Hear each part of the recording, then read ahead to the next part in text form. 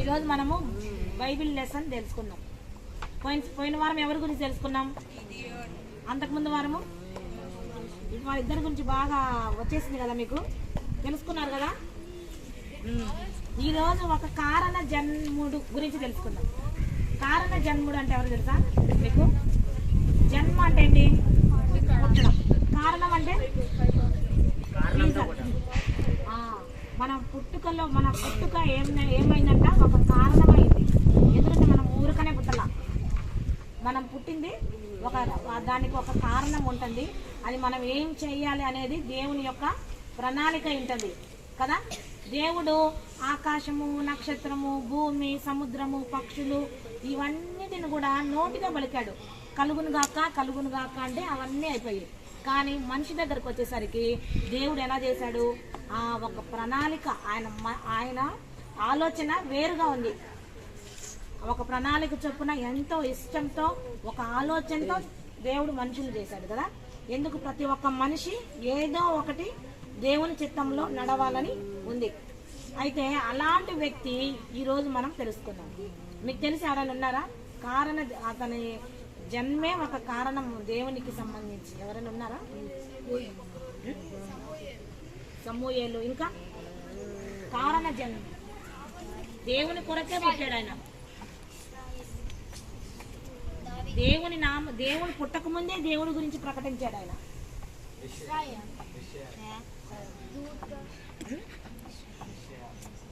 ఇంకా very good. యోహాన్. ఈరోజు మనము బాప్తిసం ఇచ్చి యోహాన్ గురించి తెలుసుకుందాం. ఎందుకంటే ఆయన పుట్టడమే దేవుని కొరకు పుట్టాడు. ఆయన పుట్టక ముందే కూడా బాప్తిసం ఇచ్చి యోహాను యేసుక్రీస్తు గురించి ప్రకటిస్తూ ఉండేవాడు. అనుకోండి, బాప్తిసం ఇచ్చు యోహాను. అయితే ఈయన ఎవరి వంశస్థుడు అంటే అహరోను వంశస్థులు. అహరోన్ తెలుసా మీకు? అహరోన్ ఎవరు? మోషే సహోదరుడు. మోషే వీళ్ళంతా ఎవరు? యాజకులు అనమాట. ఆ యాజక ఒక తరం వాళ్ళు ఒక్కొక్కటి చేస్తూ ఉంటే వాళ్ళ తరం వాళ్ళు కూడా అదే చేస్తూ ఉండేవాళ్ళు. అప్పుడు యాజకులు మారదనమాట. ఈ అహరోను వంశస్థులే బాప్తిసం ఇచ్చి యోహాను తండ్రి. ఆయన పేరు ఏం పేరు అంటే జకర్యా. ఫస్ట్ రాసుకోండి, జకర్యా ఎలిజబెత్ అనే ఇద్దరు దంపతులు ఉండేవాళ్ళు. వాళ్ళు చాలా వృద్ధులు. అయితే వీళ్ళ వంశం ఏంది అంటే అహరోను వంశస్థులు అనమాట. అయితే వీళ్ళు బహుకాలం గడిచినటువంటి వృద్ధులు. చాలా వయసు అయిపోయింది, చాలా వృద్ధులు అయిపోయారు. వీరికి ఏం లేరు, పిల్లలు లేరు. కానీ వీళ్ళంట దేవుని ఆజ్ఞల ప్రకారం, దేవుడిచ్చిన ఆజ్ఞలను, దేవుడిచ్చిన కట్టడలను కూడా చాలా కరెక్ట్గా న్యాయబద్ధంగా నిర్వహిస్తూ కట్టడలకు లోబడి జీవిస్తూ ఉండేవాళ్ళు. అయితే వీళ్ళకి ఎవరు లేరు, సంతానం లేదు. కానీ చాలా మంచివాళ్ళు. కానీ వాళ్ళు అయితే ఒకసారి జకర్యా ఏం వృత్తి చేసేవాడు? యాజకత్వం చేసేవాడు. దేవుని మందిరంలో యాజకత్వం అంటే చేసి ధూపం వేసి యాజకులు చేస్తారు కదా. అలాగా ఆ కాలంలో ఎంతో నిష్ఠగా, ఎంతో భయభక్తులు కలిగి యథార్థంగా జీవిస్తూ ఉండేవాళ్ళు మాత్రమే, చాలా యథార్థంగా ఉండేవాళ్ళు. యాజకత్వం చేస్తూ ఉండేవాడు అనమాట. ఒకసారి మామూలుగా ఆయన యాజకత్వం చేయడానికి దేవుని మందిరంలోనికి వెళ్ళినప్పుడు కుడి వైపున ఒక దూత, గాబ్రియల్ దూత ప్రత్యక్షమైంది. ఎక్కడ? దేవుని మందిరంలో కుడివైపున నిలబడగానే జకర్యా ఏమైపోయాడు? సడన్ గా ఒక మనిషి ప్రత్యక్షమైతే భయపడతాడా లేదా? జకర్యా భయపడిపోయాడు.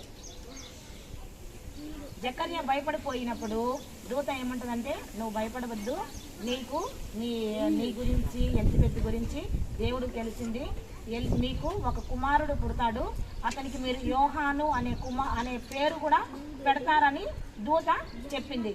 ఈలాగనే ముందు మన బైబిల్ గ్రంథంలో ముందు ఒకరికి చెప్తాది. సాంసోన్, పాత నిబంధనలో సాంసోన్కి కూడా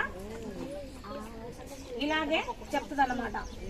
ఆ తర్వాత యేసుక్రీస్తు వారికి కూడా ఒక దూత వచ్చి మరియమ్మ దగ్గరకు వచ్చి, నీకు ఒక కుమారుడు పుడతాడు, అతనికి యేసు అని పేరు పెడతాడు. అయితే వీళ్ళిద్దరు మనుషులు, కానీ దేవుడు మాత్రము ఆయన కూడా గాబ్రియల్ దూత దేవుడు ముందుగానే అదే ఒక కారణం అనేది ఉంటది కదా, అలాగా ఈ యోహాను గురించి కూడా ముందుగానే దూత వచ్చి జకర్యాకు చెప్పినప్పుడు జకర్యా అనుకుంటాడు, మేము ఇద్దరం వృద్ధులం కదా, చాలా ముసలి వాళ్ళు, నాకు పిల్లలు పుడతారా అని అనుమానంగా ఉంటాడు. అయితే దూతకి అర్థమైపోయి నువ్వు నీకు పిల్లలు పుడతారు అని అంటే నువ్వు నమ్మలేదు కాబట్టి, దేవుని వాక్కునే నువ్వు అనుమానించావు కాబట్టి నీ భార్య అదే యోహానుని కనేంత వరకు నువ్వు మాట్లాడకుండా ఉంటావు, మౌనివై ఉంటావు అని చెప్పి వెళ్ళిపోతుంది.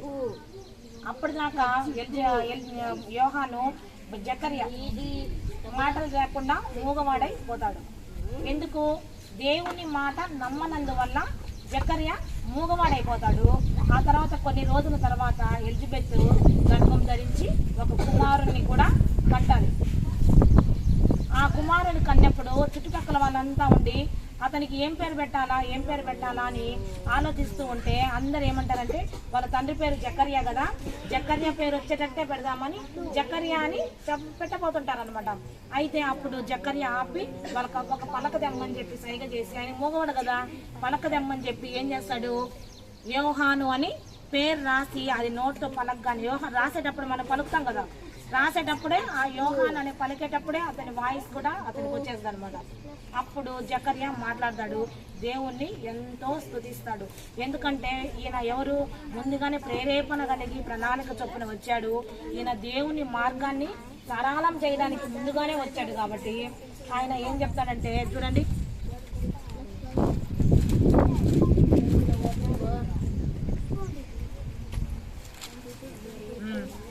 లూకాసు వార్త 1వ అధ్యాయము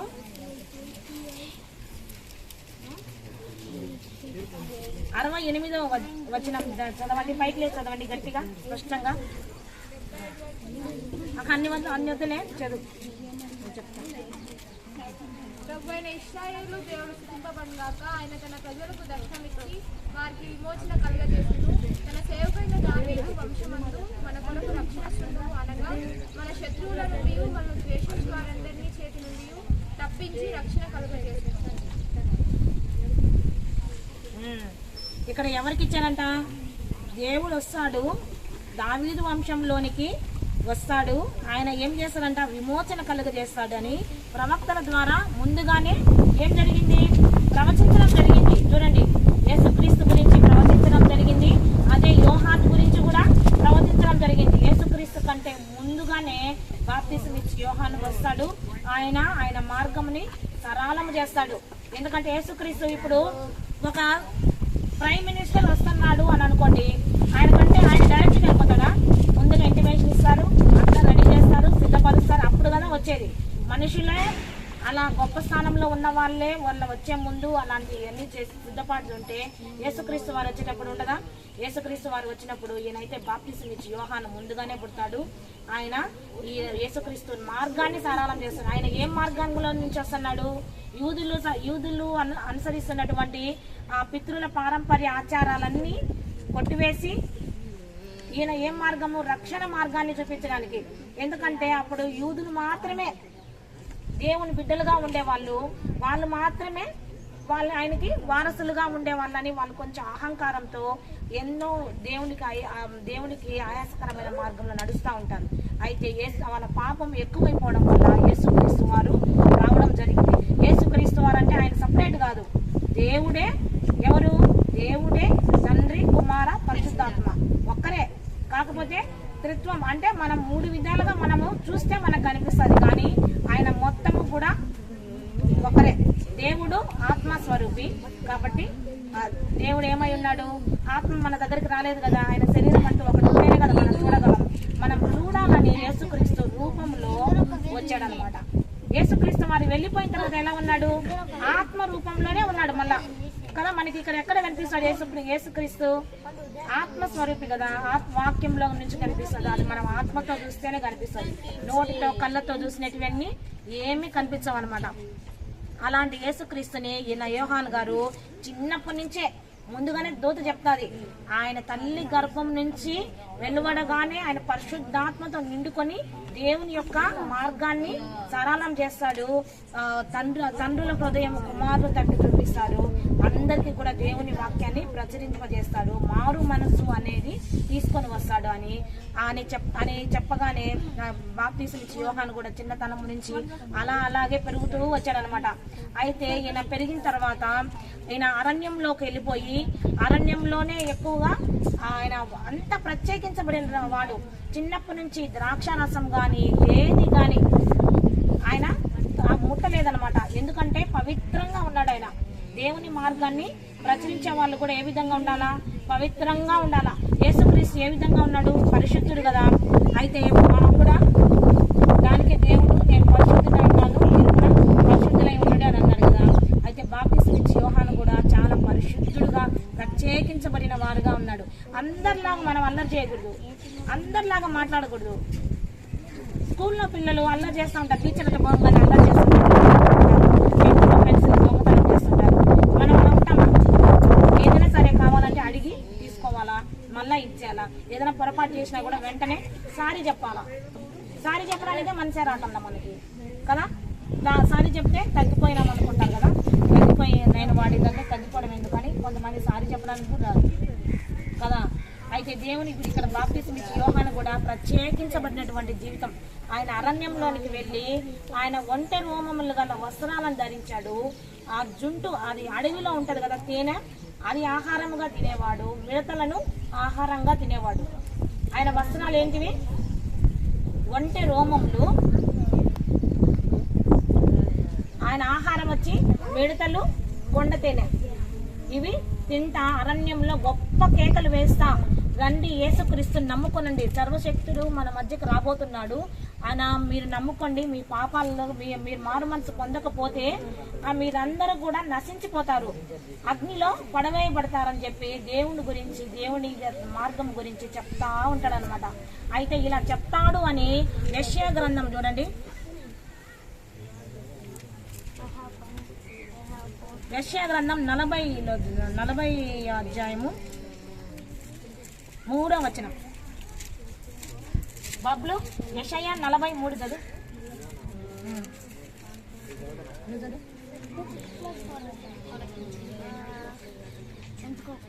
ఇంగ్లీష్ చదువుతున్నావా? చదువు. 40 అధ్యాయము 3వ వచనం. It's the voice of someone shouting, clear the way through the wilderness for the Lord, make straight highway through the wasteland for our God. ఇక్కడ ఏమంటున్నాడు?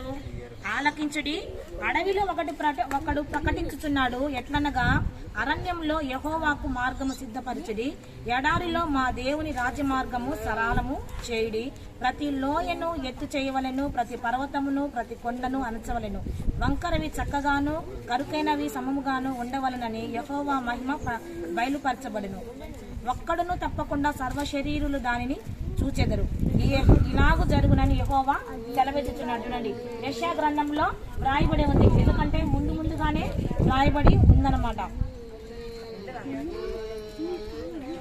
అలాగా బాప్తీసం ఇచ్చి యోహాను కూడా బాప్తీసం ఇస్తూ ఆయనే బాప్తీసం అనేది ఎవరు స్టార్ట్ చేసినారు చెప్పండి? బాప్తీసం ఇచ్చి యోహానే, ఆయనే మొట్టమొదటిగా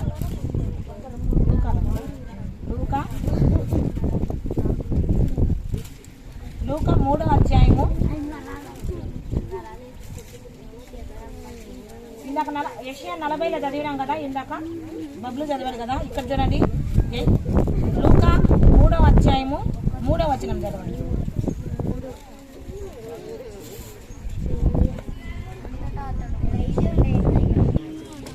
లూకా 3వ అధ్యాయము 3వ వచనం. అదే ఆయన యోహాను గారు పుట్టక ముందు జరిగింది యెషయా రాశాడు. పుట్టిన తర్వాత జరుగుతుంది చూడండి. కారణ జన్ముడు అంటే ఎందుకు అర్థమా చూడండి. మనం పుట్టక ముందే దేవుడు కొన్ని ప్రణాళికలు ఉంటాయి అనే దానికి ఇక్కడ రుజువు అనమాట. యోహాను గారు పుట్టిన తర్వాత 3వ అధ్యాయము 3వ వచనంలో చదువు. John went from place to place on the both sides of the Jordan River, preaching that people should be baptized to show that they had repented of their sins and turned to God, to be forgiven.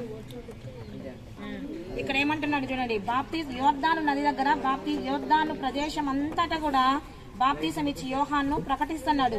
ప్రభు మార్గము సిద్ధపరచడి, ఆయన త్రోవలను సరళం చేయడి, ప్రతి పల్లము పూడ్చబడును. ఇందాక కూడా చదివామా యెషయా గ్రంథంలో, ఇక్కడ సకల శరీరులు దేవుని రక్షణ చూతురు అని అరణ్యంలో కేకలు వేయుచున్న ఒకరి శబ్దము అని ప్రవక్త అయిన యెషయా వాక్యములు గ్రంథమందు నెరవేరినట్లుగా జరిగెను. చూడండి, యెషయా ఎప్పుడు పుట్టాడు? 700 సంవత్సరాల క్రితమే బాప్తిస్మ ఇచ్చి యోహాను. ఎంత ప్రత్యేకించబడినటువంటి జీవితమో కదా. అలాగా జీవిస్తా ఉన్నప్పుడు ఆయన కూడా చూడండి ఎంత భారం కలిగిన వాడంటే దేవుని పని మీద. అక్కడ అందరూ బాప్తిస్మ అంతవరకు యూదులు వాళ్ళ ఆజ్ఞలను వాళ్ళు ఇచ్చే పద్ధతులను పాటిస్తూ ఉండేవాళ్ళు. ఇప్పుడు బాప్తిస్మ ఇచ్చి యోహాను వచ్చి చూడండి, బాప్తిస్మ ఇచ్చి యోహాను వచ్చి క్రీస్తు అనే అతను వస్తాడు, ఆయన మీరు నమ్ముకోవాలా, మీరు మారుమనసు పొందాలా, బాప్తిసం పొందండి అని చెప్తే నమ్ముతారా ఎవరైనా? బాప్తిస్మ ఇచ్చి యోహాను చెప్పగానే అంతవరకు ఉన్న పద్ధతులన్నీ ఇప్పుడు యేసుక్రీస్తు మనం దేవుడుగా నమ్ముకుంటున్నాం కదా. ఈ రోజు వచ్చి నువ్వు యేసుక్రీస్తు దేవుడు కాదు వేరే అతను అనగానే నమ్ముతావా మనము? అయితే బాప్తిసం ఇచ్చి యోహాను చూడండి ప్రతి ఒక్కరిని కూడా ఎలా గద్దిస్తున్నాడంటే యేసుక్రీస్తు గురించి, ప్రతి ఒక్కరి గురించి చూడండి.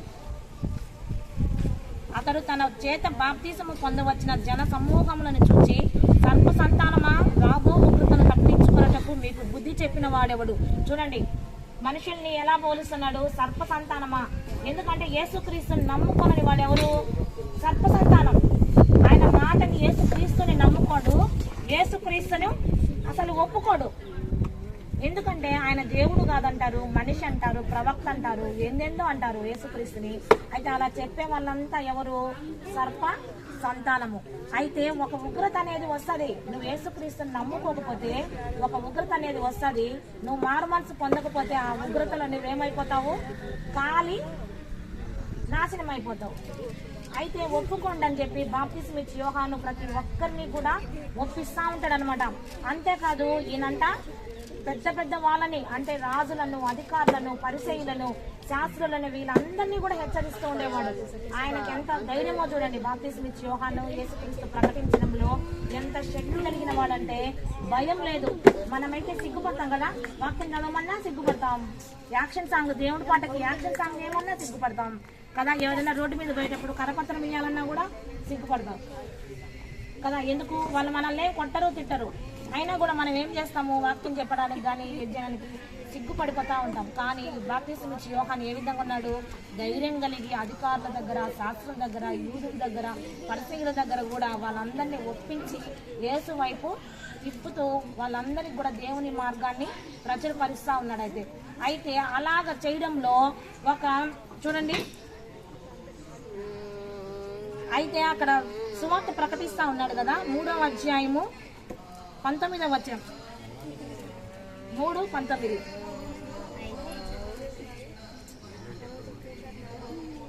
చదువు కీర్తన 3:19, లూకా 3:19. అయితే చతుర్థాధిపతి అయిన హేరోదు చేసే సకల దుష్కార్యము నిమిత్తము అతని సోదరుని భార్య అయిన హేరోదియా అయితే అక్కడంట ఒక చతుర్థాధిపతి అయిన ఒకరున్నారంట. అక్కడ ఎవరు? చతుర్థాధిపతి ఎవరు? హేరోదు. ఆయన తప్పు చేస్తాడు. తప్పు చేసినప్పుడు ఆ తప్పు, చతుర్థాధిపతి అంటే ఎంత పెద్ద అధికారో కదా. ఆ తప్పు చేసినప్పుడు నువ్వు తప్పు చేసావని స్ట్రైట్ గా కూడా బాప్తిస్మ ఇచ్చి యోహాను గద్దించాడనమాట. గద్దించినప్పుడు ఆ గద్దింపునకు శిక్షగా ఏమైపోయినాడు? ఆయన చంపివేయబడ్డాడు. గద్దించినప్పుడు బాప్తిస్మ ఇచ్చి యోహాను సంహరించారు. ఆయన తలను కూడా నరికివేశారు. ఎవరి ద్వారా అంటే హేరోదు చేసినటువంటి తప్పుని బాప్తిస్మ ఇచ్చి యోహాను గద్దించాడు. ఎందుకంటే ఆయన బిడ్డలు ఎలా ఉంటారు? యథార్థంగా ఉంటారు, తప్పును సహించరు. అయినా కూడా బుద్ధి చెప్పే వాళ్ళు ఎప్పుడైనా ఏదైనా గద్దించినప్పుడు మనము లోబడాలి. కానీ ఏమైనాడు? ఈయన లోబడలేదు. హేరోదు ప్రవక్తనే చంపించేశాడు. అంటే దేవుని ప్రవక్తలు కానీ, దేవుని నమ్మినటువంటి వారిని కానీ హింసించిన, వాళ్ళని తప్పుగా మాట్లాడినా దానికి శిక్షా ఫలము డబల్ ఉంటుంది అన్నమాట.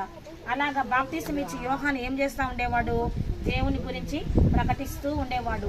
అలా ప్రకటిస్తూ యోర్దాను నదిలో అందరికీ బాప్తీసం ఇస్తూ ఉంటే అప్పుడు వాళ్ళంతా అంటారనమాట, నువ్వెవరివి, నువ్వేనా క్రీస్తువి, నువ్వు ఎవరివి, నువ్వు ప్రవక్తవా క్రీస్తువా అని అడుగుతా ఉంటే అప్పుడు బాప్తీసం ఇచ్చి యోహాను చూడండి ఎంత తగ్గింపో, నేను క్రీస్తును కాదు, ఆయన చెప్పుల వారిని విప్పుటకు కూడా నేను పాత్రుడను కాను, నేను ఆయన సేవకుడునని చెప్తాడు బాప్తీసం ఇచ్చి యోహాను.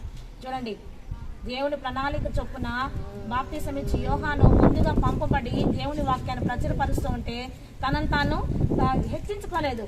చెప్పులు వారును అంటే చెప్పులు వారిని ఎవరైనా పోగానే చెప్పులు పట్టుకుంటుంటారు, కొంతమంది అధికారులు చెప్పుల్ని పట్టుకుంటుంటారు, ఎంతో వాళ్ళందరికీ ఎంతో చాకరీ చేస్తూ ఉంటారు కదా.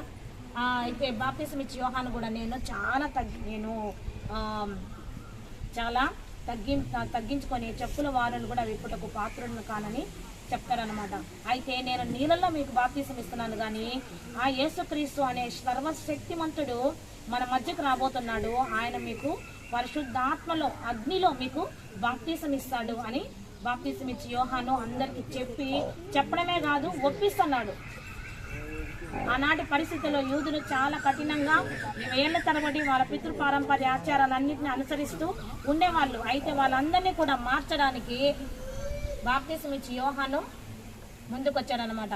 తర్వాత యేసుక్రీస్తు వారు బాప్తీసం ఇచ్చి యోహాను దగ్గరికి వచ్చినప్పుడు బాప్తీసము నాకు కూడా ఇవ్వమని యేసుక్రీస్తు వారు యోహాను అడిగినప్పుడు బాప్తీసం ఇచ్చి యోహాను నిరాకరిస్తారు. ఎందుకంటే దేవుడికి బాప్తీసం ఇచ్చేటంత టోళ్ళం కాదు కదా అని చెప్తాడు. కానీ ఇది ఇలా జరగనివ్వు, ఏది జరగవలనో ఏది తండ్రి నిర్ణయించనో ఆ పని చేయడానికే మనం వచ్చామని దేవుడు ఏమంటాడంటే బాప్తీసం ఇచ్చి యోహాను దగ్గర తీసుకుంటాడు. ఇప్పుడు యేసుక్రీస్తు తన తండ్రి పనుల మీద ఇక్కడికి వచ్చాడు, బాప్తీసం ఇచ్చి యోహాను యేసుక్రీస్తు పనుల మీద ఇక్కడికి వచ్చారు. ఇద్దరు కదా, ఇద్దరు విధేయత కలిగి జీవించారు ఈ లోకంలో. బాప్తీసం ఇచ్చి యోహాను ఎన్నో శ్రమలు, ఎన్నో అవమానాలు ఎంతో జరిగి ఉంటాయి కదా. గమ్మును ఒప్పుకుంటారా? శిష్యులను అయితే చంపేసి కొట్టేసి చేస్తారు కదా. అసలు ఒక మాట చెప్పగానే ఒప్పేసుకునే మనుషులు కాదు కదా. ఎంత అవమానాలు పొందించాడు, అయినా కూడా ఎక్కడా కూడా తలవంచకుండా దేవుని ప్రణాళికలో నడిచాడు. కాబట్టి బాప్తీసం ఇచ్చిన యోహాను ఎవరు? కారణ జన్ముడు. అలాగే మనము కూడా ప్రతి ఒక్కరము కూడా ఎవరైనాము? రాజులైన యాజక సమూహంలో మనం ఉన్నాం కదా. మనం ఇంత కీర్తనలో ఉత్తర ప్రత్యుత్తరంలో ఉంది, మీరు దైవములు, మీరు దేవుని కుమారులు. ఏ కీర్తన మనం చదివింది? 82.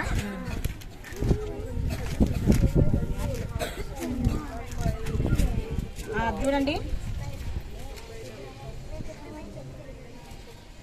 మీరు దైవములనియు మీరందరూ సర్వోన్నతుని కుమారులనియు నేనే సెలవిచ్చి ఉన్నాను. మనమంటే ఎవరంట? దేవుని కుమారులం. అయితే మనం ఏ విధంగా ఉండాలా? దేవుని పని మీద వచ్చినటువంటి బాప్తీసం ఇచ్చి యోహానే ఆయన అంత నిర్భయంగా సువార్త ప్రకటించేటప్పుడు మనం దేవుని కుమారులం కదా. మరి మనం ఏం చేస్తున్నారు? నేను జనవరి 31 రోజు మీ అందరికి అడిగా, మీరు ఈ సంవత్సరం ఏం చేయాలనుకుంటున్నారు అని చెప్పారు. సువార్త చెప్తానని, కరపత్రాలు పంచుతానని, ప్రార్థన చేస్తానని చెప్పారు. మరి చిన్నతనం నుంచే ఉండాలా? కాలు విడిచిన వెంటనే సమూయేలు మందిరంలోకి వెళ్ళగానే బ్రొక్కేనో ఉంది అంటే చిన్నప్పటి నుంచి ఆయనకు అలవాటు. మీకుంది అలవాటు? కంటది వాక్యం చెప్తే నేర్చుకోరు. వాక్యం హృదయంలో లేకపోతే మీరు దేవుని పని చేయలేరు, అది భయభక్తులు కలిగి జీవించలేరు. వాక్యం లేని వాళ్ళు, వాక్యం హృదయంలో ఉండే వాళ్ళైతే భయంతో ఉంటారు. ఊరికనే మనము వాక్యం నేర్చుకోకుండా ఎవరైతే నిర్లక్ష్యం చేస్తారో, ప్రార్థన చేసుకోకుండా నిర్లక్ష్యం చేస్తారో, మనకి ఎంత జ్ఞానం ఉన్నా కూడా మనము అభివృద్ధి చెందలేం. గురించి మొత్తం బాగా నేర్చుకున్నారు కదా. క్వశ్చన్స్ అడుగుతాను, చెప్పండి. బాప్తీసం ఇచ్చి యోహాను తండ్రి పేరు? బాప్తీసం ఇచ్చి యోహాను గారు ఎక్కడ బాప్తీసం ఇచ్చాడు అందరికి? Very good. బాప్తీసం ఇచ్చి యోహాను గురించి ఎక్కడ రాయబడింది? యెషయా గ్రంథం 40. Very good. మరి మళ్ళీ నూతన గ్రంథంలో ఎక్కడ రాయబడింది? అది నెరవేరినట్లుగా అక్కడ రాయబడింది, ఇక్కడ నెరవేర్చబడింది. బాప్తిసం ఇచ్చి యోహాన్ దగ్గరికి ఏ దూత వచ్చింది? Very good. జకరియా దగ్గర అన్నా కూడా వాళ్ళ ఆన్సర్ మాత్రం బట్టి బట్టి క్వశ్చన్ ఏదైనా ఆన్సర్ కరెక్ట్ చెప్తున్నారు. అదే జకరియాకి ఏ వైపున దూత నిలబడింది? అది ఎక్కడ ఒక వైపు అని మెన్షన్ చేసిన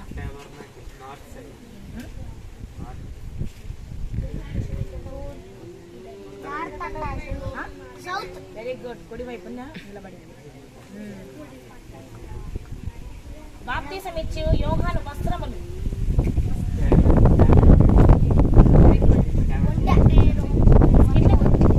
ఒంటి రోమములు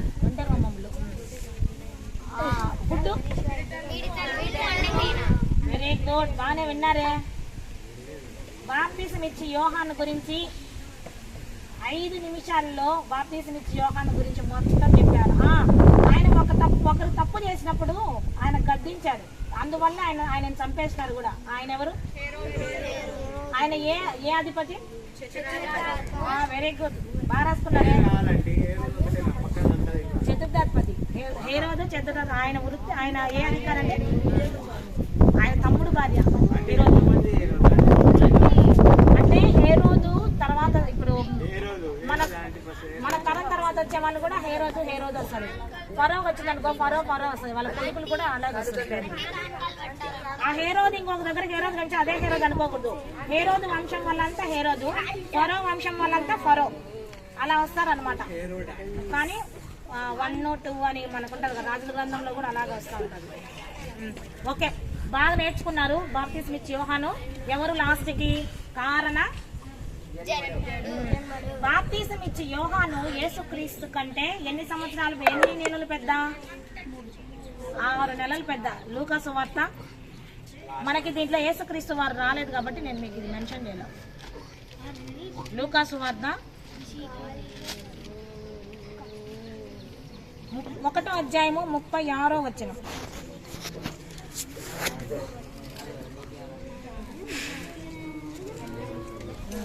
మరియ దగ్గరికి గాబ్రియల్ దూత వచ్చి నీకు పరిశుద్ధాత్మ వల్ల నువ్వు గర్భం ధరించదవు అని చెప్పి, నీ బంధువురాలైన ఎలిజబెత్ గర్భం ధరించింది, ఆమెకి 6వ మాసము అని చెప్తారు కదా. 6వ మాసం కాబట్టి 6 నెలలు పెద్ద. గుర్తుపెట్టుకోండి, ఇది ఇంపార్టెంట్, ఎప్పుడైనా క్విజ్లో వస్తుంది కోసం. 6 నెలల ముందు బాప్తిసం ఇచ్చి యోహాను గారు పుట్టారన్నమాట. ఓకే, అయితే